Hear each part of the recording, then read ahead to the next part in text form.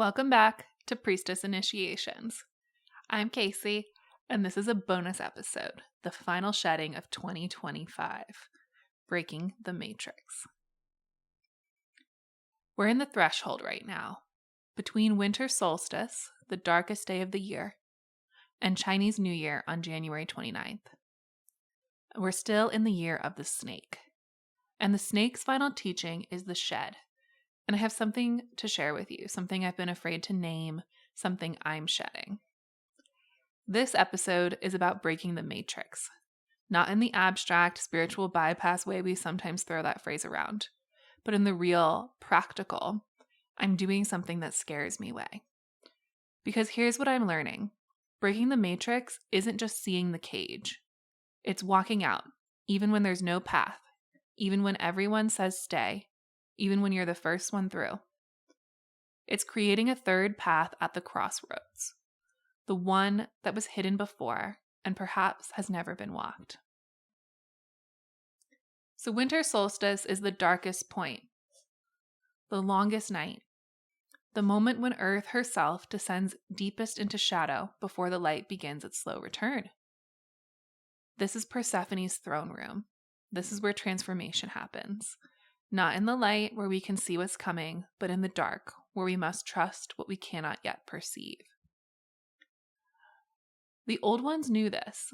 They built fires on solstice not to deny the darkness, but to sit with it, to honor it, to understand that death comes before rebirth. Always.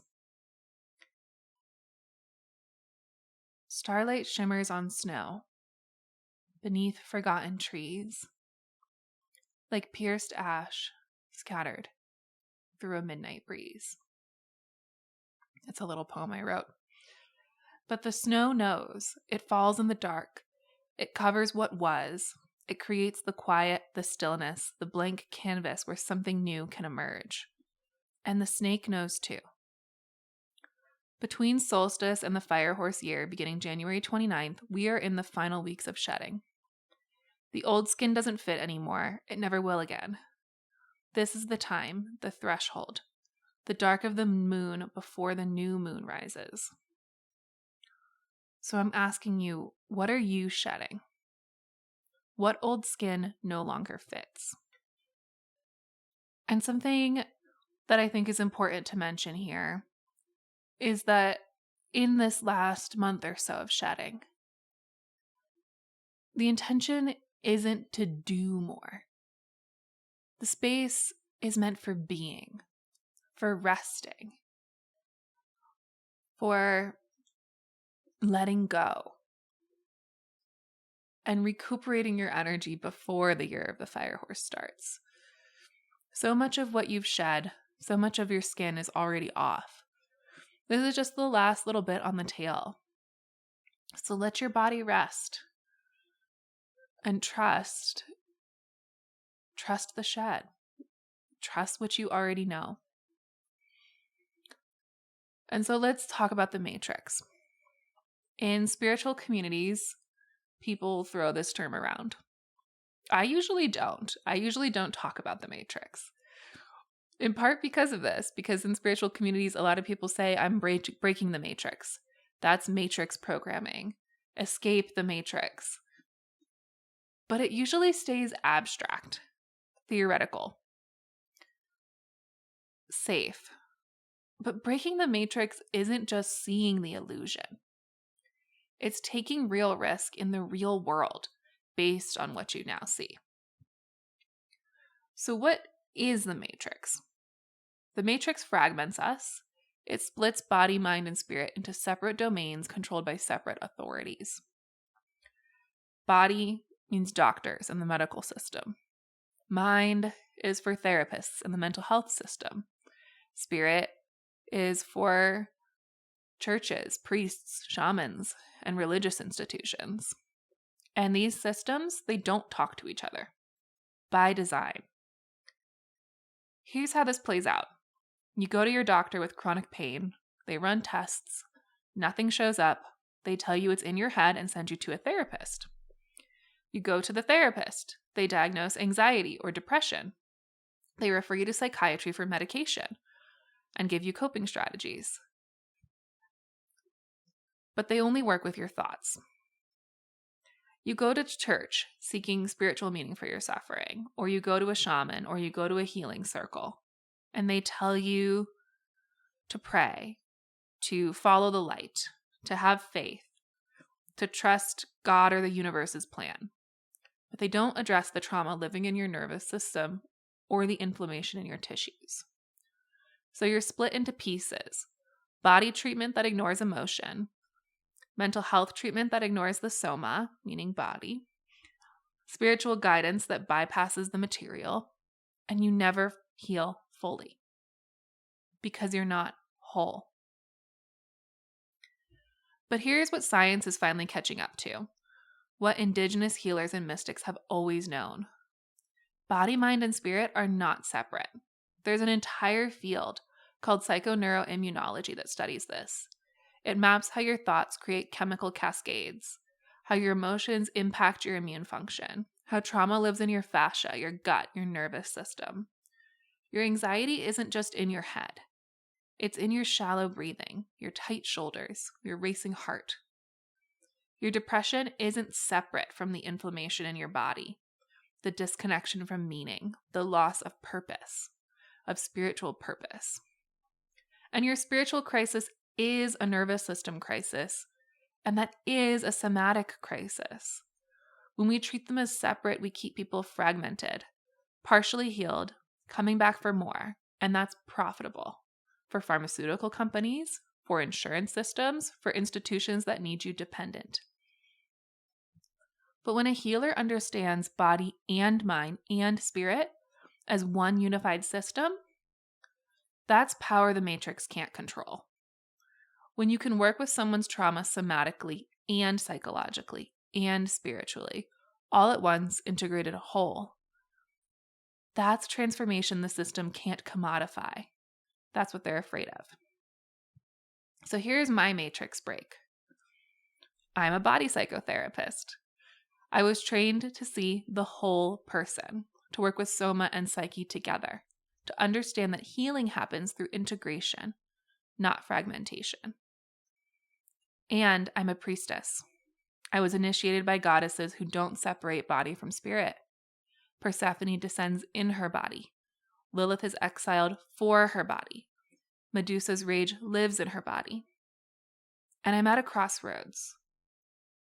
In last week's episode, I talked about Hecate, the torchbearer at the crossroads who taught Persephone that you can hold both underworld and the upper world, death queen and spring goddess simultaneously.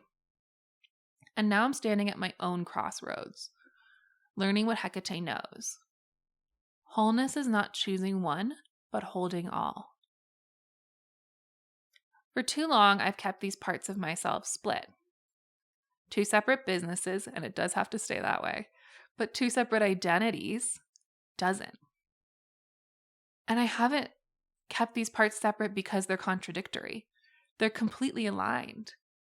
But because I was afraid of the licensing board, afraid of spiritual people thinking I'm too clinical, afraid of therapy people thinking I'm too woo, afraid of being rejected by both worlds.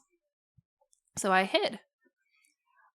I teach somatic psychology at the university level. I have a therapy practice completely separate from the Goddess Coven. My credentials are MA, LPCC. But on this podcast, I've said I have a master's in body psychotherapy and left out the rest. I've been fragmenting myself to stay safe, and I'm done. Going forward, I'm naming all of it. MA, LPCC, therapist, professor, priestess. Not because these roles are the same. They're not. And here's what's important to understand. This podcast is spiritual education. This is not therapy. This will never be therapy. I cannot provide therapy through a podcast. Therapy requires a therapeutic relationship, informed consent, confidentiality, assessment, and ongoing professional relationship where I'm working with you individually. None of that exists in the Goddess Coven. The Goddess Coven is a platform for teaching.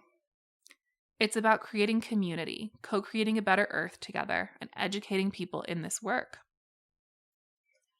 I teach spiritual wisdom, goddess work, embodiment practices, and yes, somatic psychology that I learned during my master's program and teach at the university level. I'm a teacher here, not your therapist. Just like a physician can teach a health class without it being medical treatment, I can teach spiritual and somatic wisdom, including psychology, without it being therapy. If you're in crisis or need mental health support, please reach out to a licensed provider who can actually work with you individually. That's not what this podcast is. But I'm done pretending I'm not both therapist and priestess. My clinical training makes my spiritual teaching more grounded, and my spiritual practice makes my therapy more alive and soulful. And I refuse to split myself to make the system comfortable. And here's what this announcement means practically for the Goddess Coven. I'm eliminating all one-on-one spiritual guidance and consultation services through this platform. The Goddess Coven is purely educational, teaching through this podcast, community gatherings, workshops, and group seminars. This isn't about making myself less accessible. It's about creating crystal clear boundaries so I can show up fully integrated. When there's no gray zone, no services that could look like therapy even though they're not, I can name my credentials openly. I can teach psychology alongside priestess wisdom without confusion. I can be both therapist and priestess, holding both sets of keys, because the structure itself protects the boundaries. This makes me a credentialed priestess, not just spiritually initiated, but academically trained. And that matters, because the integration of psychology and spirituality, that's not just my calling, that's the medicine our world needs. I'm sharing my ethics process publicly because I know there are other therapists, counselors, social workers out there who are also priestesses, witches, shamans, who've been hiding that part of themselves out of fear. If I can show you how to do this with clear boundaries, with integrity, with both worlds honored, maybe you'll have the courage to step into your wholeness too. We need credentialed healers who aren't fragmented. This is how we build that. So what is your matrix break? Not the abstract awakening, not I see the truth now. What real thing are you doing differently? Maybe it's telling your family you're done pretending to believe what they believe. Quitting the job that fragments you into professional self versus authentic self. Starting the creative work you've hidden because that's not a real career. Claiming a title you've been too afraid to own. Integrating parts of yourself you've kept separate to say acceptable. What are you actually doing? Because the matrix keeps us small by keeping us afraid. Afraid of visibility, afraid of wholeness, afraid of being the first. Afraid of what we'll lose if we step outside the prescribed path.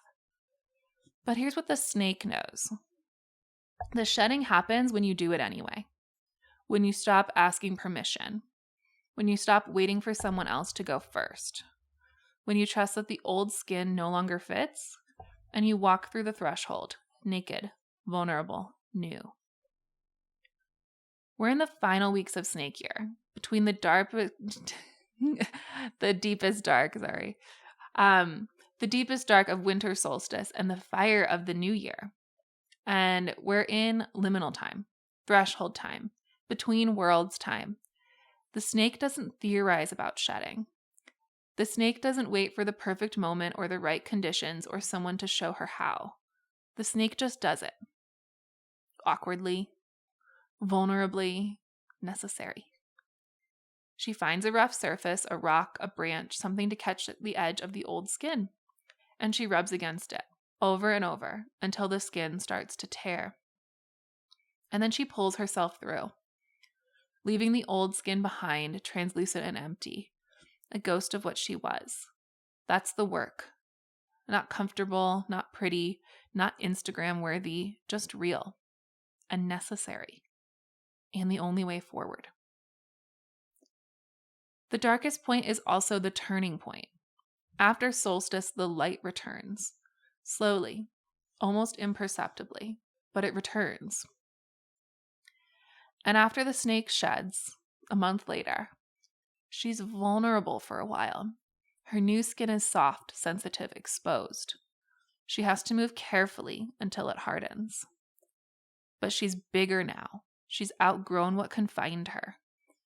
That's what this threshold offers us. Between solstice, darkness, and fire horse dawn, between old skin and new, between who we were and who we're becoming. This is where the shedding happens. In the dark, in the quiet, in the liminal space where transformation is possible because we can't see well enough to be afraid. So yes, I'm a therapist. And yes, I'm a priestess. And if that breaks your brain or breaks the rules, good. The rules were designed to keep us fragmented. And I'm done with that. And here's what I'm learning in this threshold as I'm walking the maiden to mother passage right now. I'm learning what it means to step from being the one who descends for herself to being the one who holds the torch for others. The maiden transforms herself. She walks her own initiations. She experiments, she descends, she claims her own sovereignty. The mother transforms through teaching. She creates containers for collective healing. She holds space for others' descents because she's walked them herself. And like Hecate holding her torch at the crossroads, I'm learning I don't have to wait until I've arrived to teach, because there is no arrival. I can hold the torch from the threshold itself. I can be learning and leading simultaneously. I can be descending and guiding at the same time. That's what this podcast is. That's what the Goddess Coven is. I'm not teaching from the other side. I'm teaching from the in-between, from the crossroads, with keys to both worlds in my hands. Therapist and priestess, maiden and mother, clinical and mystical. All of it held in one body, one voice, one woman refusing to be split. The snake sheds, the solstice comes, the light returns, and I'm stepping through whole. What are you shedding in these final dark nights? What old skin are you ready to leave behind? And what does stepping through whole look like for you? If you want to understand the lineages I'm teaching from, the transpersonal psychology, the somatic frameworks, the priestess initiations, there's a new page on our website called Bridging Psychology and Spirituality Through Soma that breaks it all down. Trust the spiral. Blessed be. This podcast offers spiritual and psychological education and priestess wisdom. This is not therapy, counseling, or mental health treatment. In a mental health emergency in the U.S., call 988.